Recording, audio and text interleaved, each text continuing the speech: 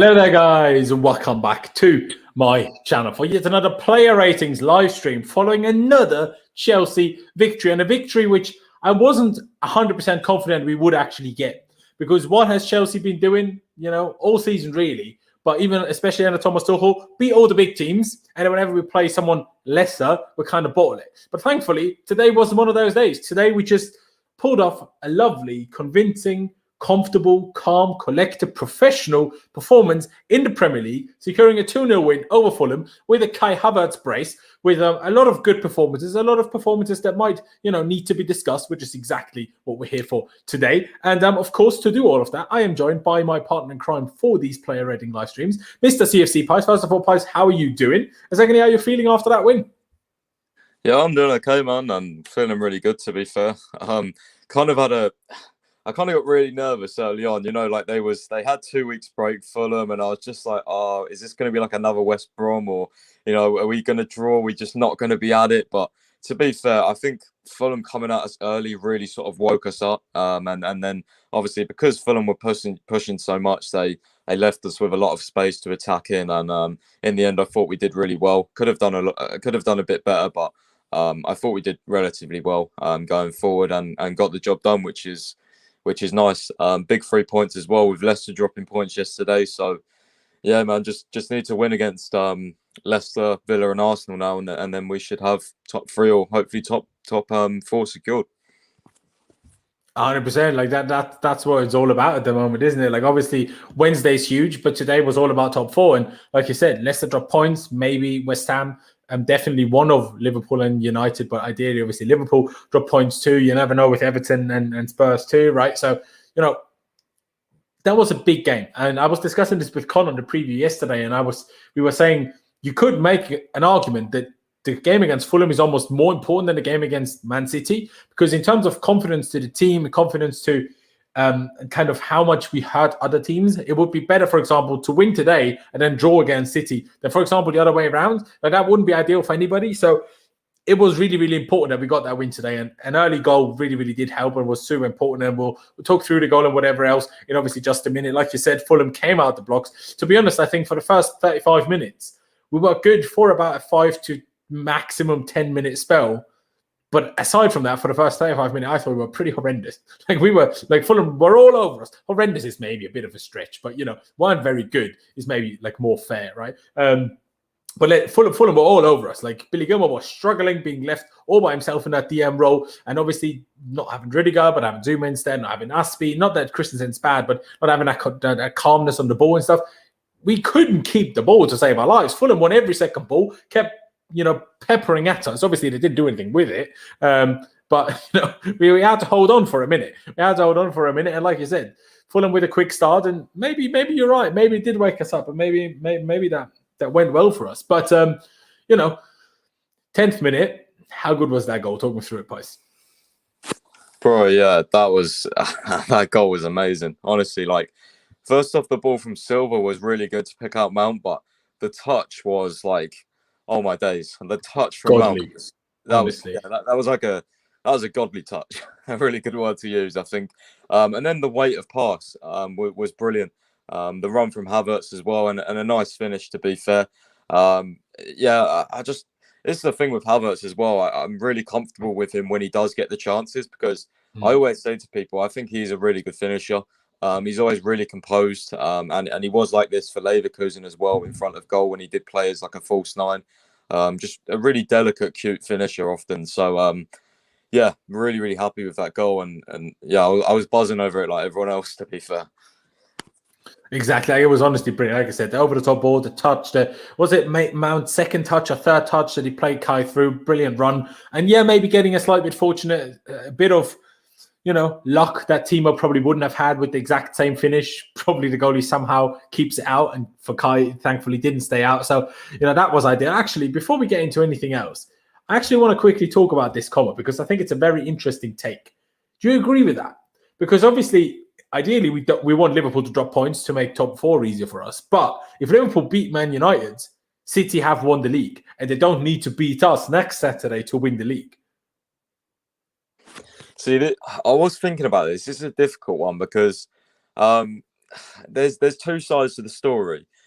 Normally I would say yes, but I mean, if City have the title wrapped up, I mean, like their B team isn't really a B team anyway. So even if they go a little bit easy on us and rotate some players, then like, I'm still pretty sure Pep will have the mentality to try and go and win the game. I mean, especially against this could be our Champions League final opponents as well. So that's something to think about. It's going to be a difficult one. I suppose by the time we play them on Saturday, we'll know whether they're our Champions League final opponents or not. Exactly. And if they are, then it's going to be a really good tactical battle because we'll be trying to figure each other out. And I don't know whether I'd want them going more easy on us or whether I want a full-blown, like, proper game of football. To be honest, I don't really have an answer for that question because I'm so undecided. There's really two sides to the story. Yeah, it's true. It's true. I mean, it all depends on how the games in midweek go. Obviously, City have the advantage that they have the extra day rest playing on Tuesday against PSG. Well, we obviously play on Wednesday against Real Madrid and the game is already on Saturday. So it's a tough one, but it's an interesting question anyway. That can be misconstrued as an insult, so I'm not going to say your name. But everyone watching right now, first of all, I really do appreciate you. If you haven't already, please be sure to subscribe right now. That'd be absolutely brilliant from you because we're getting ever so closer to 10,000 subscribers. We're less than 500 away at this point. So, get subscribed if you haven't already. We really want to hit that by the end of the season. And at this rate, we're going to make it. So definitely get subscribed to make sure we, get there. And, the sooner we get there, the better. I'm still trying to sort out some sort of giveaway for you guys when we do hit 10K, trying to collab with someone.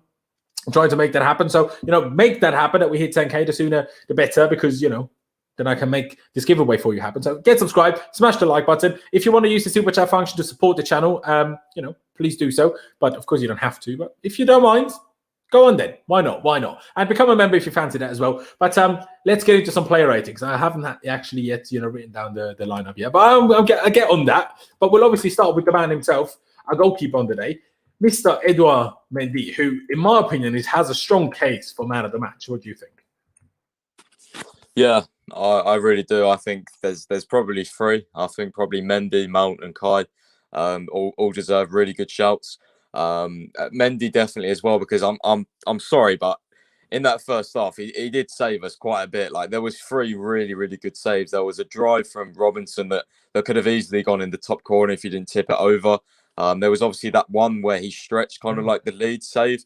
He stretched out, but what was really most impressive about that was the power he got on the palm away. Like it wasn't like a little palm and he tapped it in. Like he almost articulated his hand, so he pushed it far enough away. Articulated his hand, love it. Yeah, go on. Literally, like it was like I don't know, it was like I don't know how to explain it. Like it was kind of just, it was mad the way he like moved his hand and then shoved it out the way so he couldn't get it. Like it was just like the movement of his hand and his arm was beautiful. So yeah, I really really rated Mendy in this game, and this is one of the things I've been saying about him. Is like people saying, oh well, he doesn't really face many shots, but guys, when he faces shots, more often than not, he comes up clutch and he saves them. So, this is the thing. This is why Mendy's such a reliable, solid goalkeeper, is because, yeah, he may not do anything for like 70 minutes some games, but if he has to do something in the 72nd minute, I can guarantee you he's going to probably save it. So, and that's the little differences between conceding and not conceding goals. And it's a team effort. So yeah, really, really happy with Mendy today for sure. 100%. Like in terms of rating, I think if we obviously, like we had this discussion, I think for the last player ratings, when it's like, it's more difficult to do everything right depending on your position. As a midfielder, because you have more jobs, because it's your job to defend and attack, it's more difficult to do everything right than it is, for example, as a defender. And that kind of argument is even stronger as a goalkeeper. But Mendy could not have done a single thing better today than he did. So that by that logic, we should maybe give him a 10. But maybe a 10 is a bit of a stretch, but I would honestly push for a 9.5. And personally, I'm not sure whether anybody else was as close to perfection in everything they had to do as Mendy today, if that makes sense. So we'll get to it. Maybe we'll give someone else a 9.5 too. But for me, it's a 9.5, unless you disagree and would rather go for a 9 or something. No, I think he does deserve a 9.5 just because the first half performance was amazing. And as I said, without those saves, it would have been a completely different game. So, yeah, I definitely would really, really push for that for sure. 100%. And honestly, the last minute, I was shitting myself. I thought we were having another Petr Cech situation, and the man had his skull broken. Like, obviously, you could see in the replay it wasn't much of a heavy touch. So I was a bit confused. Why is he still down? But then you're like, well, it's the head. You never know. So I was a bit scared. But thankfully, he seems absolutely fine. So let's give him that 9.5. I think he absolutely warrants it. Brilliant performance today. Absolute superstar for goalkeeper. £22 million. Absolute steal. In terms of formation, which I actually haven't discussed with you yet, was there any major surprises in there for you? For the lineup? Yeah. Not really. I was thinking maybe Silva wouldn't play because of Wednesday. I thought maybe Azpilicueta would play, but I think that was mainly the only one. Again, I thought maybe Hudson-Odoi would play, but he didn't even come on. I don't know what's going on with him. But in terms of like surprises, no, not really anything that jumped out at me, to be honest with you. Yeah, I mean, I was thinking this as well. I thought a 36-year-old Thiago Silva is less likely to manage to play West Ham, Real Madrid, Fulham, Real Madrid, and probably City as well than, Aspi will. Especially because with Aspi, because we don't have an injury in that position, we have more rotation. If you consider the right wing back, one of his spots too. But at the same time, Tuchel said it before the game, Aspi was getting close to being fully overloaded and possibly picking up an injury. And you could see that when he came off against Madrid. He was absolutely shattered. And Thiago Silva looked fine. So I suppose it makes sense. And I'm sure Thiago Silva would have been rested had Rudiger been fit today. But it wasn't to be. So, I don't know whether he'll get a rest against City or whether he'll get a rest against Arsenal. I don't know. But he can't play all of the games. But I'm very confident he will play against Real Madrid. I presume Thiago Silva will not play against City. But I suppose we'll have to wait and see. The major surprise for me personally was Chilwell playing. I was very sure it would be Alonso to give Chile a rest. Obviously, it worked out well, presuming Chile is fresh and fit for Wednesday. That was the big surprise for me. And personally, I know it sounds crazy, but I actually had a feeling that he would just stick with Jorginho and Kante. So it wasn't surprising to me that he went with Gilmour, but I didn't expect him to rest both of them. I didn't expect that. I won't lie. I kind of did. It sounds weird because I don't think you could have a lot of people like yourself didn't really expect it, but I genuinely thought he would have. I thought he was going to play Gilmour, and I had a feeling because of how much Jorginho had played that maybe he'd stick Mount in there again. And I wasn't really saying it much on social media because I know people would be like, "Oh no, I don't want Mount in a pivot again." But to be honest with you, I just thought, with Real Madrid coming up, it was a good time to rest both of them. Not taking Fulham lightly, of course, but I think if there's one game you want to do it in, maybe it's this one. And we did suffer in the midfield a bit. I thought there was a lot of open space. Mount was going forward quite a lot, and I just think naturally he's not really comfortable with sitting deeper. And I think Gilmour got some really unfair criticism for me today. I saw a lot of people say, "Oh, he's not ready" and stuff, but the guy was covering spaces for two DMs. He had his own job, and then he was trying to cover more space as well because Mount kept putting forward, and it was kind of annoying. But in the end, it worked well because Mount was good going forward. So it's kind of like a 50-50. So yeah, it just wasn't as controlled, I guess, in the midfield, and there was more open space than it would be with a Jorginho and a Kante or a Kovacic. So, but I guess that's natural, to be honest.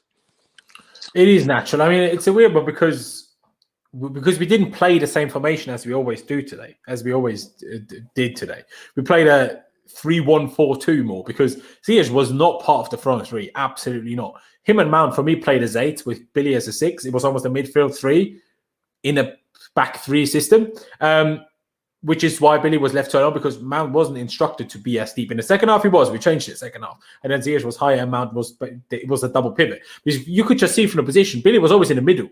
That means Mount was not meant to be next to him. If Billy was pushed to one side, Mount was meant to be next to him. But because Billy was always in the middle, you could see that was always planned exactly like that. When in the second half, Billy was pushed to the left, Mount dropped deeper on the right side of the pitch, right? So we just changed the structure a little bit, which, like I touched on at the very, very beginning, made us struggle a little bit for the first half an hour, but it also really helped us in our attacking because we could get Ziyech, Mount, Werner, and Havertz all up top, and Fulham had no idea how to deal with it. We just needed to kind of get past their press to get it to those 4 plus the wing backs. But once we did, we was having them on toast. We was having them absolutely on toast. So, you can think about it both ways. Like, you make a fair point, but I didn't expect us to change this formation. I don't think Tuchel today would have played a normal midfield 2 of Billy and Mount for those reasons that you touched on, basically. But let's talk about those individuals when we get to them. Let's talk about the back 3, who I thought were all good today, but I don't think any of them were absolutely outstanding today. I'm not sure if you agree, but Thiago Silva had way too many misplaced passes, considering it's him, right? If it was anybody else, I would say he had a good game passing-wise. But considering it's him, way too many passes that he overhit, right? I'm not going to deduct him 3 points for that, don't worry. But I'm saying, for his standard, way too many incomplete passes. Zuma is Zuma. Took him 30 seconds to almost fall over the ball. And Christensen was all right, I suppose. I don't know. I would give him all nothing crazy. I would give him all a 7.5. Like, Fulham had way too many shots for me. Way too many. And way too many dangerous ones as well. I would give them maybe all a 7.5 or something. Don't know about you, but maybe I'm being a bit harsh. But I don't think the defenders were particularly brilliant today. Not bad, but...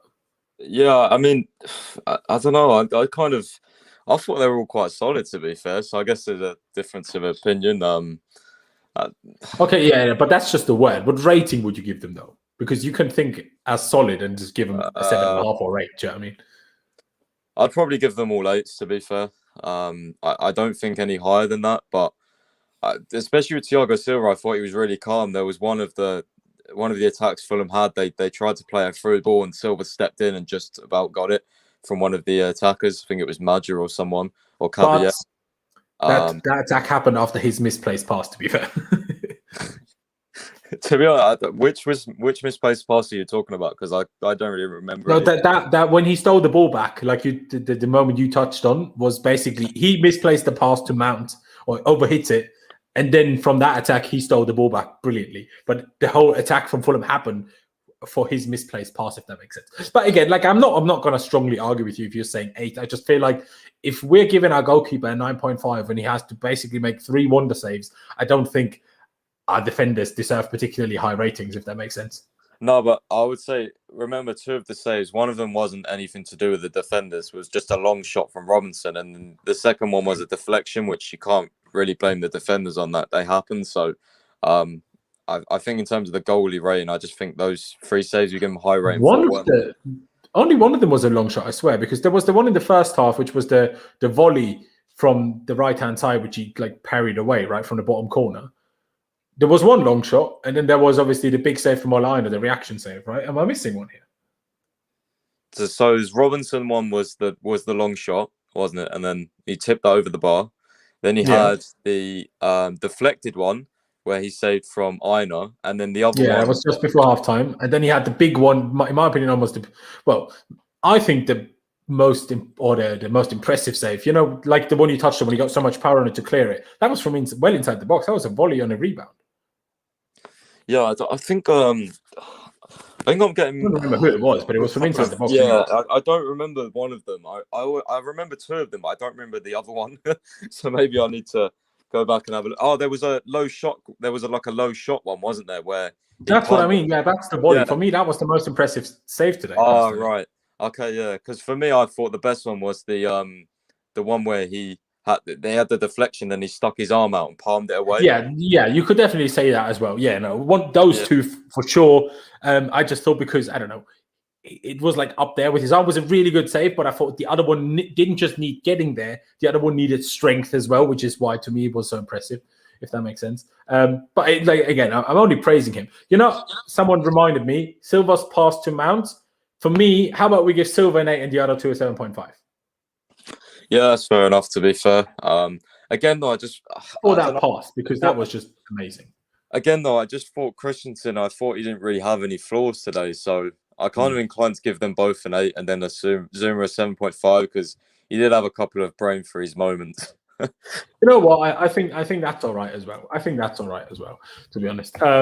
Because Silva kind of, as much as that one over the top ball was absolutely amazing. He, like I mean, maybe people didn't notice it as much as I did, but he still had a few misplaced passes and apologizing a few times to players. I'm like, I haven't seen that from you literally all season. I'm surprised here. They weren't like shocking, right? But in terms of by his standards, a couple too many, right? But yeah, I mean, yeah, no, 2 8s and a 7.5 is fine. And then we get to the fullbacks, or the wing backs, if you will. Interesting one, really, because neither of them I thought did anything really wrong, but I don't think either of them had a particularly standout or brilliant game. I mean, Reece had to do a lot of shielding the ball and letting it go out for a goal kick. He did a lot of that today. But I don't know, give both a 7, maybe Reece a 7, Chile a 6.5. Not because Chile did anything wrong, really, but we conceded too many shots on target today. It's too many shots overall. Didn't have as much control of the game as we usually do. We only had 49% of the ball. So I don't know, 7 and 6.5, or both a 7, something like that. Maybe James a 7.5 if you want. Yeah, I was gonna say I want to give Reece a 7.5 because actually one thing you didn't mention, Fulham put a lot of crossing, and the amount of times he had to defend the back post with headers was ridiculous.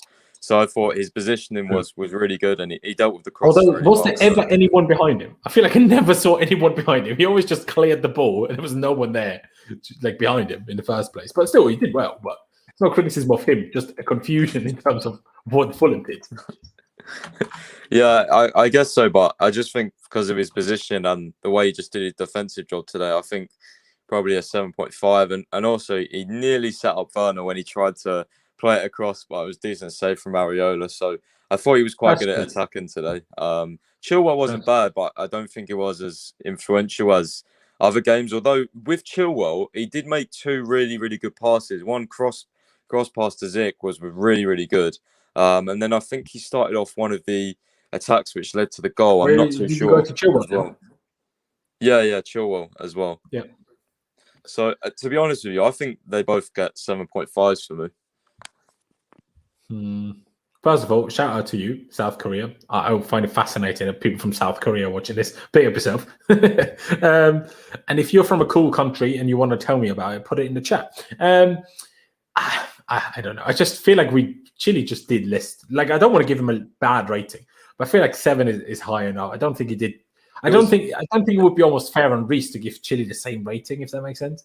I think what people are saying, which I agree with, is the one I was talking about was Chilwell's ball to Havertz for the second goal was really, really good. Oh, yeah. I agree. 7.5 for that ball. Yeah. You know what? Actually, a question for you. You know that chance that Kai had, where I'm still not sure whether he was actually offside because I literally had food delivered because then we're late as hell. I was meant to turn up at half time, but it didn't. You know the chance that Kai had with over the top ball to score a hat-trick. First of all, I don't know whether it was offside. But secondly, who played that over the top ball? Do you know that? I think it was Chilwell, I'm pretty sure it was. Because I asked Twitter and only one person replied. I had like loads of likes, but no one knew apparently. Yeah. I'll have to double check, but I'm pretty sure it was Chilwell. Either that, it was one of the centre-backs, I'm pretty sure. But to be fair, Clutch said he was offside, so I guess it's a kind of only half relevant. Yeah, and it was still a brilliant tackle, to be fair, as well. So hey, he could have shot quicker, but yeah. No, if he was offside anyways, it is what it is. But yeah, for that one ball to Havertz, because it was such an impressive switch, long ball, I'm fair with giving him a 7.5 as well. Billy, we might have a bit of a disagreement here. I know he was kind of left on his own a little bit too, but let's not kid ourselves. For the first half an hour especially, the man got bodied left, right, and centre. Even, like, I know he had to run a lot, all right, but he didn't, like, fitness should not be an excuse for Billy Gilmour, right? But even when he was near the ball, he got bodied off the ball or the tackle, like 60, 70% of the time. Like, there was a stat into the first half where Fulham had won 14 duels and we had won 5. That was outrageous. And where do most duels happen in midfield? So, and for a duel to happen, the player has to be there, right? So you can't say, oh, Billy didn't get there because there was too much space around it. Well, you can't lose the duel if he isn't in the duel. So I think Billy cannot get anything higher than a 6, and that's a stretch. Not because he was shocking, and because it's like, and I know it's difficult for him to come in after not playing a lot, but still, if we judge today without like just giving the excuses of blah, blah, blah, do you know what I mean? I think nothing higher than a 6 is warranted, personally. Yeah, really tough because I guess you have to take in a lot of factors that also this is his first game in ages. So I just don't want to be too harsh on him, Lawrence, because as I said as well, I thought he was quite good on the ball, but I think the area he lacked was obviously the physicality and the strength, and I kind of knew that was going to happen anyway with Van Griesa. And I don't know, I really I really rate Billy highly, so I don't want to be too harsh on him. Yeah, but I get that. It's just, and maybe it's one of those instinct reactions from me again, where I'm just like kind of defending other players that, in my opinion, get undeserved criticism. But if Jorginho had a game where he got bodied that much, people would be slating him to death. And because it's Billy, it's fine. That's no reason. Everyone keeps always saying, age is only a number. If you're good enough, you're good enough. Doesn't matter how old you are. Well, by that logic, then, if we have a go at Jorginho for getting bodied, then we should have a go at Billy for getting bodied. Do you know what I mean? I mean, true, but also with like the good enough thing, Tuchel did say after the game that he's good enough to play for us. So I guess he didn't really dislike his performance too much. So he's good enough. Like, I'm not giving him a 2. Do you know what I mean? Like, it's not like I'm saying, I wish he didn't play. He was absolutely dreadful. I'm just saying, I get what you mean. You just think he was kind of like average, kind of like just kind of like just an average game, kind of, I guess. Is that what you're saying? Or yeah, no, that's exactly. It's an average game, not like shocking. That's why I would say 5.5 to 6 would be my rating. All right, we'll give him a 6. We'll give him a 6. Yeah, I mean, people make a fair point. Of course, Jorginho is way more experienced, but that doesn't help you when there's other dudes stronger than you. Like, you can be as experienced as you want. If you're a small man and you're getting bodied all the time, it's kind of irrelevant. Like, I will say this, but let's give him that 6. I think that it's okay. We'll get to a couple of interesting ones later. Not right now. Mount is a very, not clear one maybe, but a positive one. Again, I need to just talk about it again. That touch by Mason Mount is absolutely ridiculous. He had a touch like that. Was it against, I think against West Ham, he had a touch very similar to it. Nothing came from it, but he had a touch very similar to it. From a Christensen ball, today was from that Thiago Silva pass. What he touched that is, and again, like I said earlier, I don't remember whether it was his second touch or the third touch that he played the pass for Kai for, but still, it was so quick. Control the ball over your shoulder. What was that? A 60, 70-yard pass? Controls it perfectly into his stride, if you want to call it that, even though it was kind of standing, right? But still. And then second, third touch, perfectly right through ball to Kai Havertz. Absolutely wonderful. And Mount did a lot. To be honest, I was surprised he played as long as he did. I hope his arse doesn't hurt him too much to play on Wednesday, because how the referee didn't give a free kick for that, not only would have changed anything, it's not a sending off or nothing, but still, how he didn't give a free kick for that is the most ridiculous thing I've ever seen. The guy let so much go, which usually I like, but I think today overhit it a little bit, if that makes sense. But anyway, I know you said he was up there for man of the match. I think because of, as much as I think it's instruction, I think it should have helped Billy a little bit more. Hence why I don't think he can be. But he was next best behind the 2 man of the matches, if that makes sense. Yeah, I think I'd give him a 9. Definitely, I thought he was really, really good going forward. I just think, as you said, and as I said before, I don't know whether it was instructions or whether, because you said like we changed the formation, but I'm pretty sure that wasn't intentional from Tuchel. Like, I just think that's how the game panned out. And I think, don't you think Ziyech was way too central and deep to be in the front 3 in his normal position? No, because I think he does that, or I think he does that naturally anyway, just to get on the ball. So I think it was more. I disagree. I think that was planned today, personally. But I mean, I suppose that is up for debate. I don't know. I haven't seen his comments after, but I also saw a lot of people talk about this. But hey, even if not, but if it was an instruction, then it should be a kind of a criticism of Mount even more so. If he was meant to be next to Billy most of the game, then he cannot get a 9. So we have to kind of make a decision whether he was meant to or not. Because if he was meant to, he didn't do a good job of that at all. Like, let's be honest. Exactly. Right? Like, and if he wasn't meant to, and if Billy was like the lone 6 and Mount was supposed to be going forward, then he gets a 9.5, because in that area he was really good. But if he was meant to, then yeah, he should have dropped back a little bit more, in my opinion, and not left Billy so isolated. But I mean, what do we do? Because we don't really know. We just have to guess. Yeah. Well, like, we don't know what Tuchel was doing, so. I would give Mount a 9 regardless. I don't think he deserves as high as Mendy personally. Maybe a 9 with an asterisk of we don't really know what was happening. Yeah, fair. That is fair because Mount was still brilliant. Like I don't want to take anything away from him. And again, like we're giving him a 9. Like can't get much higher than that. Other than the one crazy game, which was it? The second leg against Atletico, where we dropped like 12s and shit. Other than that, 10 is the max, right? So we're giving him a 9, which is still big. And Hakim Ziyech getting hit to him next is a really interesting one to me because I don't think he was bad, to be honest. But he tried to do a Werner impersonation today. By missing an absolute sitter, one-on-one with the goalkeeper from a wonderful assist, mind you, funnily enough, from Timo Werner. We'll get to him in a minute. But in general, other than a few heavy touches, as he always does, I don't think he was bad. I'm debating whether I give him the same as James, Chile, and Zuma. I thought he was better than them, to be fair, especially with the passing. I thought, the one to Werner, there was a couple of others, and you saying about this sitter, I was debating this with everyone. I thought it was a really good save more than anything. Really good save is all well and good, but I think if you're not even one-on-one with the goalie, one-on-one with an empty net initially, you have to shoot it in a way that it's not even possible to make a good save.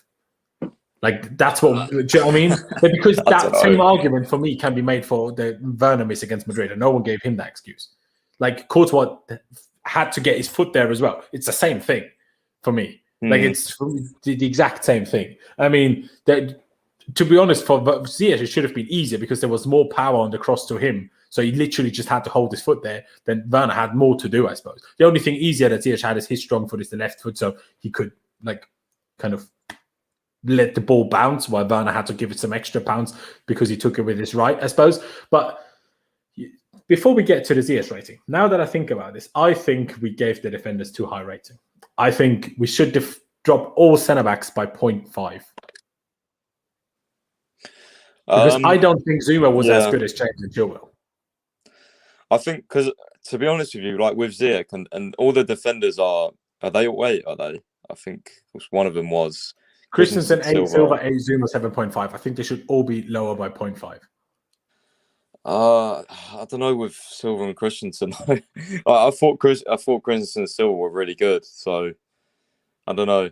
Maybe, but it feels harsh to give Zuma a 7 and the others an 8. Do you know what I mean? Do you know where I come from? Yeah, I suppose that. I don't know. Maybe get the comments involved. What do they think? Like, I don't know. Exactly, guys. Help us out quickly. What do you think we should drop? All 3 centre backs by 0.5? If not, do you think we should drop Zuma to a 7, or do you think we should leave them all as that? And yes, they did all keep clean sheets. That's true, but that was mostly down to Mendy on today, I would personally say. But just because as we get to Hakim Ziyech, and I just think Reece James and Chilwell were better, or at least as good as the centre backs. I don't think it's fair to give any of them a higher rating than the fullbacks. Keep it like that. I hear, drop all by 0.5 is one other one. Against the very pressing side is a completely irrelevant statement right now. Zuma started off dodgy, same with Gilmore. True. Keep it like that. 8 for all. Drop Zuma. Well, this is very inconclusive.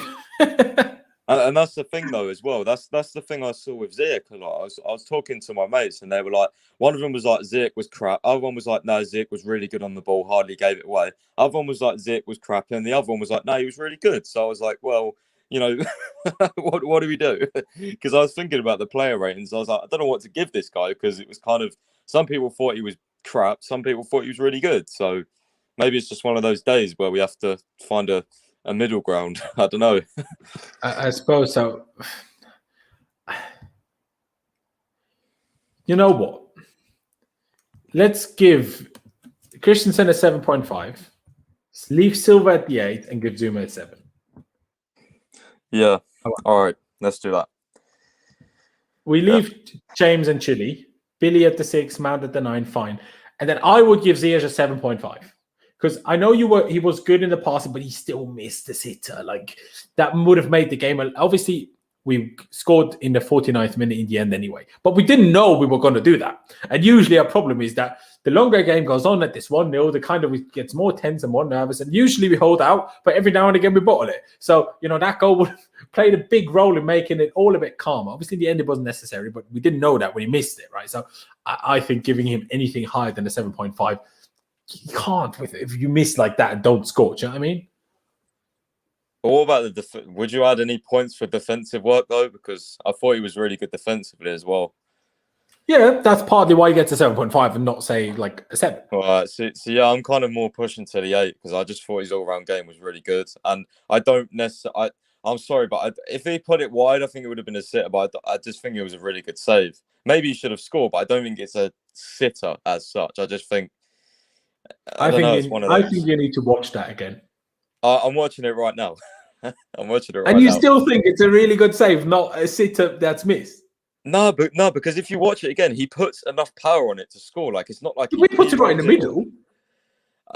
That's the problem. I'm watching it. And he didn't put it high enough either. Comes across. I'm sorry. I think it's a really good save. Okay, but it's fair if you think that. Now I want, if you can, go and watch the Werner miss against Madrid and tell me how you think they're different. Because Werner it was a puff shot. Like he didn't put any power on it. Yeah, but like I said, that's because of the cross. Ziyech didn't hit it. He just let it bounce. The cross was harder. So, do you not think that Giroud against Madrid would have smacked that? Like, I just think it was a poor volley. I do, but I also think Giroud would have smacked that one today. Nah, I don't know. we don't agree. So we seriously don't. I mean, I totally understand. If you don't see it as a massive miss, I understand why you would give him an 8. I would, if I kind of ignore the miss, I would probably also give him an 8. So shall we be dodgy and do 7.75? We're going to have to, because I don't think we're going to agree on it. Yeah, I don't think so either. I don't think so. Hey, but it's fair enough. It's not like we're disagreeing by like massive margins here. Overall, for the people especially that usually say myself and Pies criticize and are super harsh and have an agenda against Ziyech, we think he was very good today. He threw a bit of a strop when he slipped and then was subbed off. To be honest, I agree he shouldn't have been subbed off. I don't think he should have been him. He should have taken Mount off just for the Madrid game. But yeah, he worked very hard today. Still a few heavy touches would really annoy me. I'm like, you're a technical player. Stop having these heavy touches all the time. But yeah, I think 7.75 is okay. And then we get to Timo Werner, where we might have another disagreement today. First half an hour, I was screaming, Timo Werner is absolutely shocking. That moment when he ran after the ball on the left-hand side, and then he stopped, and then he ran again, and then he got just bodied, and then he was lying on the touchline asking for a free kick. I'm like, bro, no, you can't just lie on the floor, ask for a free kick when you're meant to be this quick guy and then just can't run past someone. Like, what are you doing? But then, man turned up. Like, I know he didn't score, and it was very funny. I tweeted, do you remember that pass in the first half when Ziyech passed it to Werner? Ziyech was having a go at Werner because Werner started the run, stopped the run, started the run, and it was all a whole mess, right? And then Ziyech was clearly throwing a strop, and I tweeted like, Ziyech is going to fight Werner in a minute. And then 10 minutes later, Werner actually sets up Ziyech brilliantly, and obviously Ziyech has the miss or great save, whatever. Didn't score from a great chance. I think we can agree on that wording. And I was like, well, Werner's going to fight Ziyech in a minute now. That was very well done by Werner. That was a good run. That was waited the perfect amount of time. Somehow squeezed across through the two defenders and even past the defender in the middle. That's his speciality. Like, he can't score to save his life, but low crosses into the box to a runner, I've not seen anyone do any better than Timo Werner this season, I will say. And the pass to Kai Havertz was brilliant. Like, I was shouting at him, like, pass. Like, the guy was literally about to tackle him as he played the through ball to Kai, and you couldn't have timed it better. Like, Kai was on the high by like this much, like just about the foot of the defender. Really good by Werner, I think. But he was still shocking at the start. So I don't really know. I think Werner, because he should have had 2 assists. Still firmly believe that. I think you give Werner an 8, to be honest. Yeah, I would agree with you. And I know you probably thought I wouldn't, but to be fair, I thought he's all round. Not really you. I'm just surprised at the chat. 6, right, yeah. 5. Yeah, no. He wasn't that low. I think you can give Werner like 6, 5.5 in other games where he doesn't like, because some other games, his passing's crap, his touches are crap, he doesn't do anything else and he misses sitters. Whereas in this game, yeah, his finishing wasn't great and there was a couple of times where he had a couple of dodgy touches, but I thought, he got the assist to Kai and I thought the movement and the runs he was making were really good. I don't know. maybe an 8 is a tad high, maybe 7.5. I don't know. Somewhere around that, though, because I thought he was definitely better than other games. But again, for me, again, he still wants me. I still want to scratch my eyes out when I watch him. Like, he's the most confusing player I've ever seen at Chelsea. He's good. Yeah, no, I agree with that 100%. Like genuinely, he's really, really good, but also really, really crap. Like, it's like, what do we do? It's like, that's why I think Tuchel plays him so much, is because he impacts every other area apart from bloody scoring. Like, you know what I mean? He makes space for other players. He's good. He makes good movement.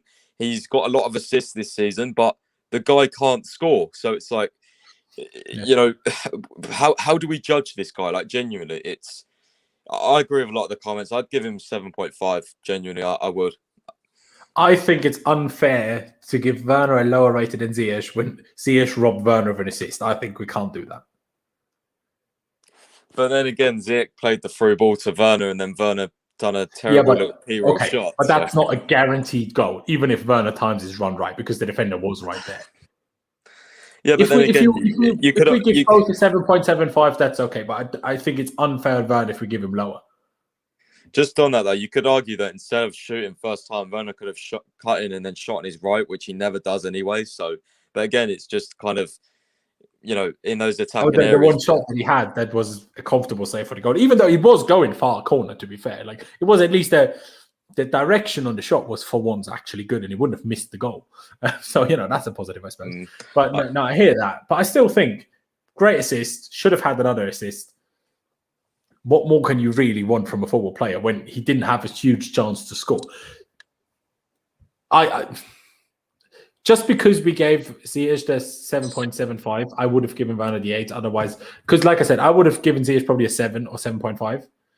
And then I would have given Werner a 7.5 or, you know, something like that. But if you're more towards 7.5, I'm more towards 8. Let's give him that 7.75 as well, because I just don't think it's fair to drop him lower than Ziyech for me, personally. Yeah, I think give Werner the 8 then, just because of the assists as well. I think we can bump him up. Give him some praise, because I agree. Maybe I'm being too harsh. we always say the guys. See, now I was already coming towards you, and I thought we were going to find a compromise, and I'm giving him the same rating as Ish, and now you're coming in once an 8. Nah. Let's be positive. We always slate the guy, so let's give him some praise. True. See, this is very good. Timo, if you're watching, pick up yourself. You did well today. Did well. Good job. Just score next time, please. And don't hit us against Real Madrid again. Still, I'll go back on the agenda Wednesday. If we get knocked out by a goal, I'm coming for you. Whether you miss next game or not, I'm coming for you, mate.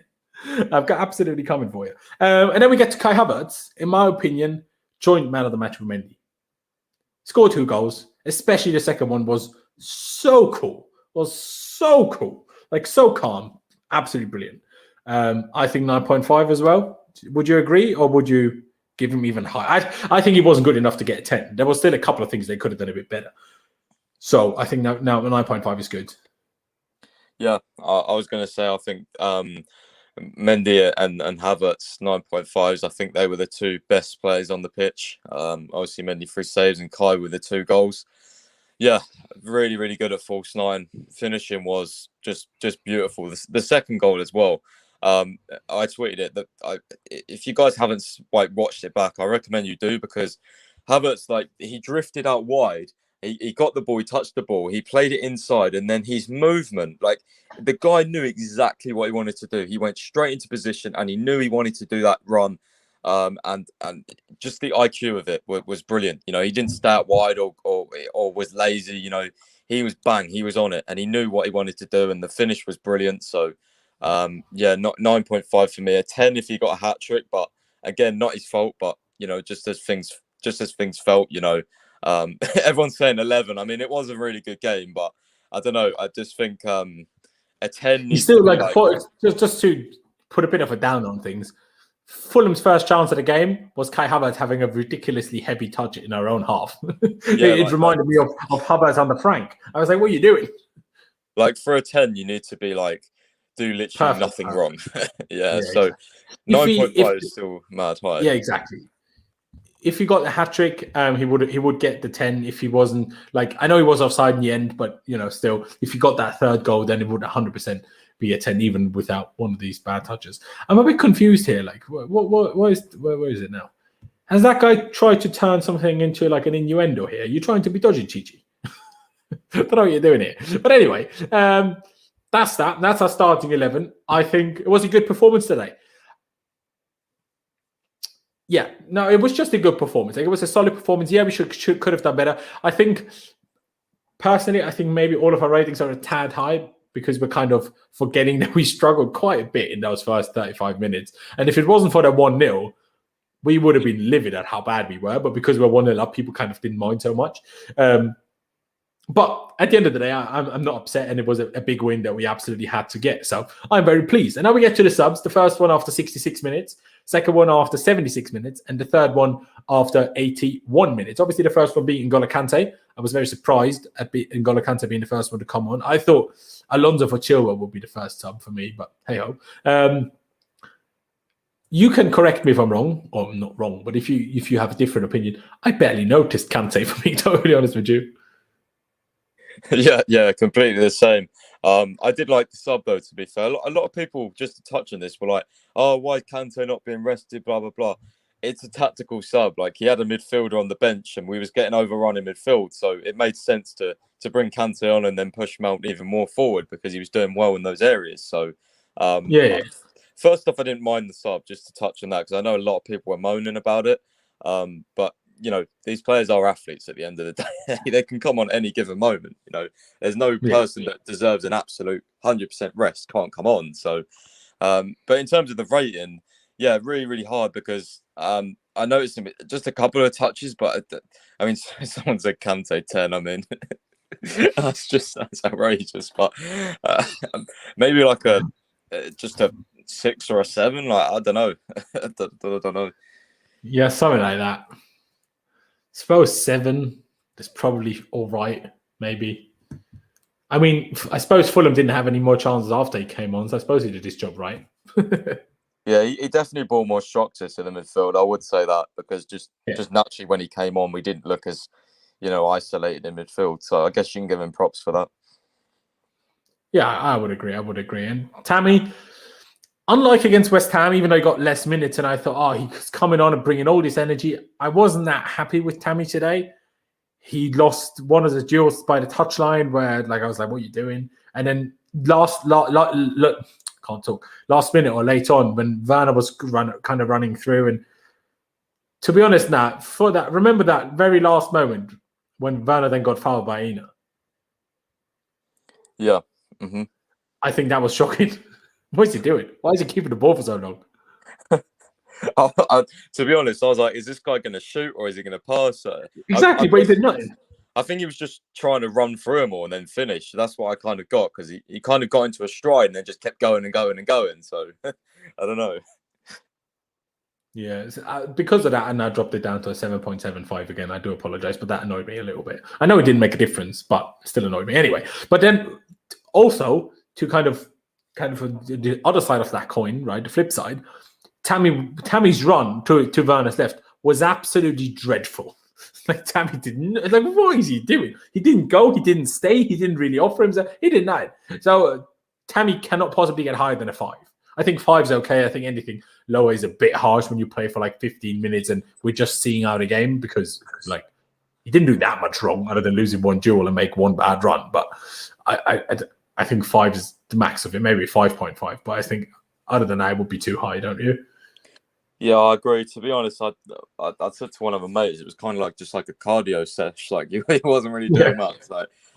Just give him a game. Go on then. But to be honest, though, in his defense, obviously, we didn't really in that kind of moment. Yeah, it's true. We hardly even attacked. To be fair, we just kept the ball. So, but the one thing that did annoy me that jaw at the touchline, I thought he could have done a bit better and stuff. So I don't know. 5.5, something like that. That type of situation is the definition of rustiness, because I feel like to do well in a situation like that, where you're kind of trying to hold the ball up and the defender's trying to wrestle past you, I think you do better at that if you're more used to playing regularly, personally. So maybe a 6 then, or 5.5, what are you saying? 5.5, I think 6 too high. Yeah, 6 too high, I think. Fair dues, fair dues. And then we get obviously to Marcos Alonso, who, well, did absolutely nothing other than hit a free kick into a wall. So I saw someone on Twitter, I can't remember who it was, don't remember, but someone said, did Alonso touch the ball? I'm like, well, yes, he took a free kick, but he hit that straight into the wall. So what you're going to do? I don't know, do you even give Alonso a rating? I don't know, 5, 6? Nah, I think an NA. I don't think he did enough. He didn't do enough, but he still played over 10 minutes. But I didn't even. Did he even touch the ball apart from that free kick? I didn't notice it. I swear he didn't touch the bloody ball. Yeah, no, maybe he didn't. Maybe he didn't. And that free kick. The free kick was not great, but also it's one of those ones where it was really close in, and you never really see anyone score from that close in. So, I think the thing that annoyed me most was that Kai didn't go over and shove him over on the floor and then take it himself. But you know. Yeah, no, that's quite true. Because wouldn't that free kick have gone well wide anyway? It looked like it to me. Big shout out to Chris here, Chris Kill 08, $42 donation saying support Chelsea content creators. Big up yourself, bro. Appreciate that a lot. If anybody else wants to support a Chelsea content creator like myself, do use the super chat function. Of course, you don't have to, but I'd massively appreciate it. Do you know what I mean? I'd massively appreciate it. And we still have over 200 people watching. Big up yourself for that. Wasn't the biggest of games today, so I really do appreciate that. So if you're new here, please be sure to subscribe. You know, we're getting ever closer to 10,000 subscribers. We're less than 500 away, guys. So, you know, if there's only like 50 of you, and there might well be, that aren't subscribed, go down below right now and subscribe for me. And let's get closer to that 50K. 50K? I wish. 10K. That'd be absolutely brilliant. And of course, smash the like button. Let's get 100 likes right now because we're not that far off. We're only 23 away. But let's get it right now. Go down below, smash the like button, turn it from a boring old grey to a lovely blue because blue is the colour. And it doesn't cost you any time. It doesn't cost you anyone. Just click that button. It helps me out on YouTube because it pushes these videos out to more different people. And that's how content creators grow. So that'd be absolutely brilliant. But I suppose next we get to Thomas Tuchel. And I think Tuchel, other than while I agree that Kante sub made sense, I still think it should have come on 4 mounts, just with Madrid in mind. We were 2-0 up. Like, I know in terms of for this game today, for Ziyech made more sense, but we still have Madrid in mind. And Mount kind of got a little bit injured 5 minutes later. So, you know, but other than that, I think Tuchel got it kind of spot on. He rotated a lot. We still got a win. What more can you possibly ask for? Yeah, totally agree. Was happy with the lineup. Nothing really shocked me during the game. Like I guess he probably told him at half time as well. You know, to keep the intensity up because Fulham were pressing us. It was clear to see they had 2 weeks break, and you know I think their start, especially Fulham's start, really woke us up. So I thought we was good on the ball. Thought we played some good passages of play. We was attacking. So yeah, I enjoyed the game. To be fair, I know a lot of people didn't, but I thought it was one of those really nice, comfortable games in the end. It is. It really was. But what rating would you dish out for him? I don't know. I was thinking like 9, maybe. Yeah, I think 9. It's really, really hard. Maybe something I'll have to go off and think about how to judge his managers, like in terms of rating, because you know, difficult. Like what does Tuchel get an extra 0.5 for? Like I don't know. It's really hard with managers. With players, it's like I suppose like I don't know something like. If he started Alonso instead of Chilwell, so he gave another person a rest and we still won 2-0. Something like that. Yeah. I guess it's kind of like just you have to judge on so many different things, whereas players, it's much easier, you know? Yeah. 100%. No, I agree. But I think a 9 overall is fair and fine. And then we get to an overall rating, which we started doing last time out, which I'm a fan of personally. What overall rating do we give today's performance? Because it's a weird one. Like I said, we were struggling in that first half an hour. You haven't actually said, maybe you even don't agree with me there, but we struggled for the first 35 minutes, other than that 5, 7, 10-minute spell in which we made it 1-0 and were kind of attacking and got past their press, really. Because other than that, we struggled to get past their press in the first half an hour for me. And then the second half, it was just calm. Like, yeah, you can say we could have gone for a third goal, blah, blah, blah. But we have a huge game on Wednesday. A lot of players might play that game, in particular some of the defenders, right? So, you know, making sure you don't exude too much energy is smart. So I think it was a good performance. I would give the overall performance an 8, personally. I was going to say an 8 as well, which is not me just lazing out, but I generally was going to say an 8. I was going to push it up a little bit, but again, I just thought because of those 35 minutes, sort of thing. Plus, But Mendy had to make a lot of saves. I suppose that is kind of part of the overall performance is also your goalkeeper making good saves, but still. Yeah, I was going to say we had a lot less possession, which we did, but again, that's kind of due to just the pivot we played. I think we played Jorginho Canada. I think we had more possession anyway. So and just on Madrid as well, a bit of news. Varane has just been subbed off because he's had discomfort in his right leg. Depending on Phil's tomorrow, he'll have tests, so that could be interesting. That could be interesting because obviously, if people don't know, we'll talk about a couple of different things before we end it off here. Ramos is expected to be back, according to Zidane. Mendy is unlikely to be back. Marcelo, even though he has to do some sort of jury duty or whatever it is on Tuesday, I don't know whether he'll fly like after the team or whether the team will wait for him or whether they will fly in the evening. I think it's no. Zidane said he's coming. Zidane said he will be with the team on Wednesday. Well, Zidane said that. Is he going to play anyway? Is Mendy back? I'm not too sure. No, apparently. So what Zidane said the other day, a couple of days, I think. Well, I feel like it might have been on Thursday, but maybe it was yesterday. Some sort of press conference where Zidane said Ramos is back, is ready. Mendy is still a doubt, and that Marcelo will travel. Right. Yeah. And that Carvajal's out until the end of the season with a hamstring injury. Yeah, see, I follow there's an account called the Madrid Zone, which gives a lot of news, but to be honest with you, I haven't really been following up on it all, so I don't know the ins and outs. But if Marcelo plays, then yes, please, because we was absolutely destroying him in the first leg. So. Honestly, sorry, let me just clarify to people. No, he didn't get a pardon. He didn't get a pardon as such. What Zidane said is that he will fulfill his duty and be with the team on Wednesday. Hence why I said I don't know whether he'll fly to London separately or whether the team was flying in the evening anyway, and by then he's done or whatever. I don't know. But all I can say is that Zidane said he will be with the team on Wednesday. So presumably he will be in London, right? By that statement, I would presume that. But a couple of things that I quickly want to discuss, even though I kind of forgot half of them now. I suppose one of that is kind of what do we do about Madrid now? Because that's what it was. Because people were saying, did Kai do enough to start against Madrid? It's a really tough one because it's not really about performance for me. It's all about what Tuchel wants from the game. That's what dictates who plays. Doesn't really matter how good or bad you were today, if that makes sense. Would you agree? Or? I think I was debating this one. I think he will start Havertz just because of the form. Like he usually likes, if someone scores or something, he usually starts in the next game no matter what. So I think it will be probably Pulisic, Mount and Havertz. The only other, he only moved from the squad all of a sudden and just kind of weird. But I think in a game against Real Madrid where we need to get hold of the ball, and we need some presence, I think Giroud would be good against their centre-back, especially if Ramos is coming back. But again, whether we sort of just go with Pulisic, Havertz, Mount, kind of like sit deep and then just absolutely destroy them on the counter because you know how good that front three was, in certain times, and I think that can do a job. So that will probably be the front three, but I will be interested to see if he miraculously brings back Giroud or not because, I don't know.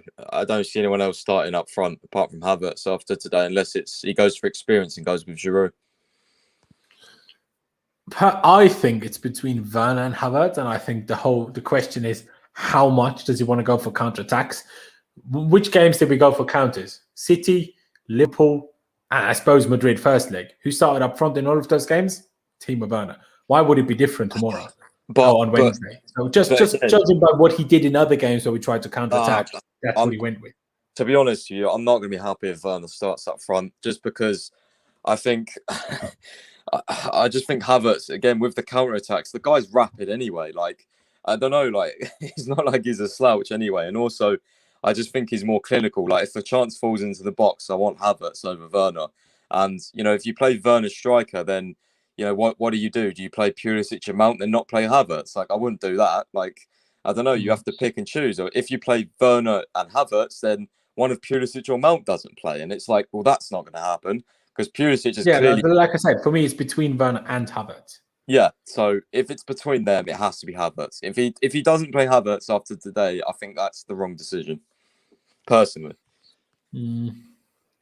It's a weird one. I know it's obviously looking far ahead into the future, but again, we play Madrid on Wednesday. We have City on Saturday.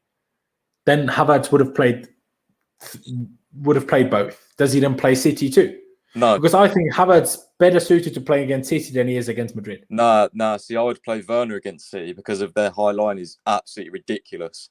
I would place But don't you Werner. think Madrid will have a high line because they need a goal? Unless they get a goal, right? If they get an early goal, obviously everything changes. But while it's 0-0, I think they will be very aggressive, don't you? Maybe. I don't know. I think personally what I would do is go with Werner against City and Havertz against Madrid. Um, Okay. yeah, that's just my personal opinion. I think Well, I I think think it's a Werner will fair suit the opinion. City game really well, especially at the Etihad. It's a massive pitch, so I think that will be a good game for him with in behind Diaz as well. Like I don't know, man. I just think he'll play better against City than he will Madrid, to be honest. I suppose it all depends, really, because if what you just said that Varane might be out, they're going to have problems defensively because then they'd be forced to play Odriozola right back.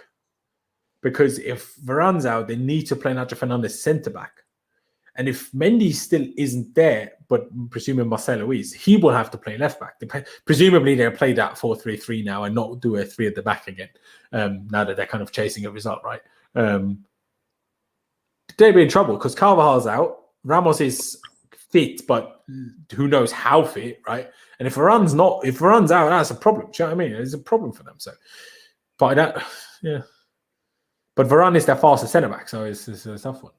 It's a tough one. I suppose we'll have to wait and see. But Havertz certainly did play a good game today. But you can also make the case like he played really well against Palace and had an absolute stinker against Porto in the following game, right? So he hasn't yet been able to translate good league performances or a good performance into another good performance the game after. Or like good performances, maybe harsh for me, but a great performance into another great performance the game after. He hasn't really been able to do that yet, has he? No, but I just think if I don't know, I'm just thinking of like the game and how it would go out. Like if a chance falls to Werner and he misses, like it's just I think it's a fan preference as well. Like who do you back more? Like that's the thing, and I think that's what I Tuchel agree. think. Yeah, no, that makes Who sense. do I back more? Who do I trust more in this? You know, in the tight situations, who can hold the ball? Who can win a free kick? If a chance comes, who's more likely to score? I think that all points to Havertz. Like I just generally do, but we'll see. We'll see. Yeah, no, it's definitely an interesting one. It's an interesting one. And one other last question. I know your opinion on it, but if you, not what you want, but what you think Tuchel is going to do you think Aspie's going to play right wing back?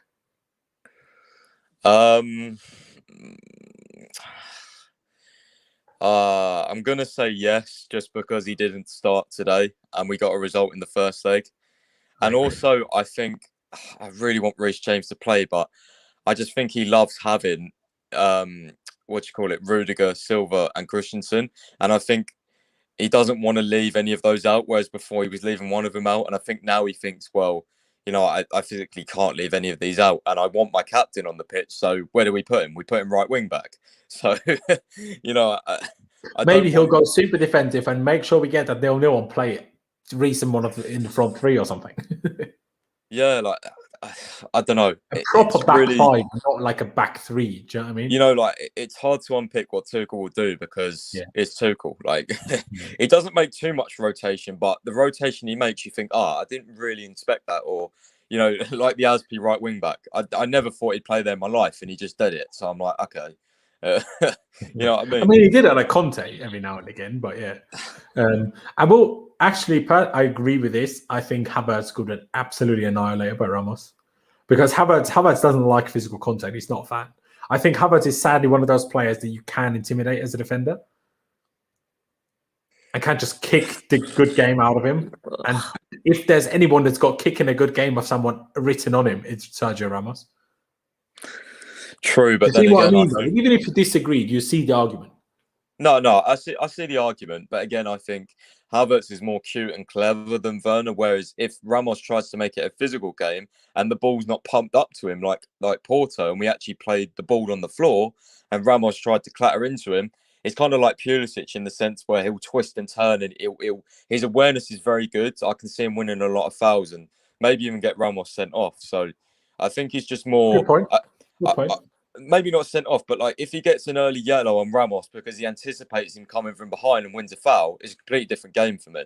You know, so I don't know, man. I'm a really big fan of Havertz, and I think his awareness and his IQ, it could be massive on Wednesday. I really do. It's another one of those where I still think you need the mentality monsters on the pitch. And as much as I love and rate Kai Havertz, that's the last thing he's not a mentality monster. Everyone knows that. He probably knows that about himself. And Werner's certainly closer to that than Kai is. But hey, at the end of the day, we're just throwing our opinions out here. We can't influence who Tuchel picks anyway. But the one last thing I wanted to share with people is, if people didn't know, or maybe you didn't know either, Pais, but Antonio Rudiger, actually, remember in the last few minutes against Madrid when he went on that run and then clattered into Odriozola, somehow injured like his cheekbone, apparently, because what Tuchel said post-game, maybe you've seen it already because obviously I was busy and you weren't, but I just saw it on Twitter before we went live. Tuchel said he can play with a mask on Wednesday, so he will turn up, with a mask, like do a sorrow and everything. So just in case people didn't know that, did you know that, Pais? About the face mask thing? Yeah. Yeah, I saw that, and I'm kind of getting excited now because I'm pretty sure every time someone's wore a face mask, they've turned into an absolute monster. So I'm hoping he has an absolute masterclass, which he has been having anyway. So yeah. Although usually it takes players a few days to get used to the mask, because it's not here actually, but it's here because you kind of, not sure if any of you watch F1, but it's almost like a halo, like that you have in F1 cars. You kind of have this bar in the middle of your face. And then if you obviously look that way, this eye is kind of covered by that thing. Like that eye is fine, but this eye is kind of a problem because you kind of got it a bit in your way. So usually it takes like a game or two to get fully used to it. I trust Rudiger will be absolutely fine with it from day one, and hopefully just get enough training with it before to get used to it. But yeah, Rudiger with a mask, that'd be sick. You know what? Nah, I can't say this online because people could twist it. I'll tell you after. Anyway. Is there anything else you wanted to discuss about today, about Madrid or whatever? Any other points you have to make before we leave it here, Pais? Just really nervous, and I know that's not going to help anyone that's on edge already, but I'm absolutely bricking it, especially now that Hazard's fully fit. I've just got, you know what, I'm going to stop here. We'll talk afterwards. Yeah, I'm just really nervous, basically. Yeah, nervous. You see, weird. It's one of those. I was much more nervous at it today than I am on Wednesday. I mean, I will the last few hours before the kickoff on Wednesday, I will go mad. It was the same last Tuesday, but I'm confident. Like we'll sort this. Do you know what I mean? Like we'll be calm. The thing is, I think about the Madrid game. I keep thinking, like, because 0-0 takes us through, but if Madrid get a goal, then it's like tits up. Like we need to score, and that's why we can't. That's why I don't want to play Aspie, because I don't want us to play for 0-0. We need to go and score. And if Hazard's starting, he's going to ruin Aspie. I'm sorry. I'd rather Reece James against Hazard. By the way, Hazard started today for Madrid, so and he's playing really well, by the way. So, but does that not make it less likely for him to start again? No, because I think on the account I follow, the Madrid zone, they said that Zidane is starting him today, so he can also start Hazard against Chelsea. So we'll see. But yeah, I think he's going to start both. It will be interesting, Hazard. The way I think of Hazard, I think he will not play well against us at the Bridge. Because Hazard is, again, like I'm going to say it again, he's not a mentality monster. Hazard is not going to be the guy that's going to, I'm against this, my former club. This is the day where, even though I love all of these guys, this is the day where I prove it to everybody at Madrid that it was the right choice to sign me. And this Hazard is going to be like, oh, I love everyone here. I'm just going to have a great day. And not going to like play that well. Do you know what I mean? That's how I feel Hazard is. Yeah, I kind of agree. I kind of get where you're coming from, but also they're literally like one win or one, whatever away from a Champions League final, and that's his dream. So I don't know. I think he will be more focused. Like to be honest with you, I kind of, if you was to tell me that last week, like about him coming on, that's what I would have thought, because he was all friendly with people after the game and all that, and I just don't get that vibe for this game. I just think he's going to be on it. So we got to really, really deal with him, to be honest, and it's going to be hard. Like that's the thing. If Hazard plays, I really don't want Aspie playing. I agree with you, because he knows Aspie. He played Aspie daily in training and mugged him off probably with his laces untied, because that's how that's why Hazard's career has turned the shit as it has, because he's the worst trainer in the world. Right?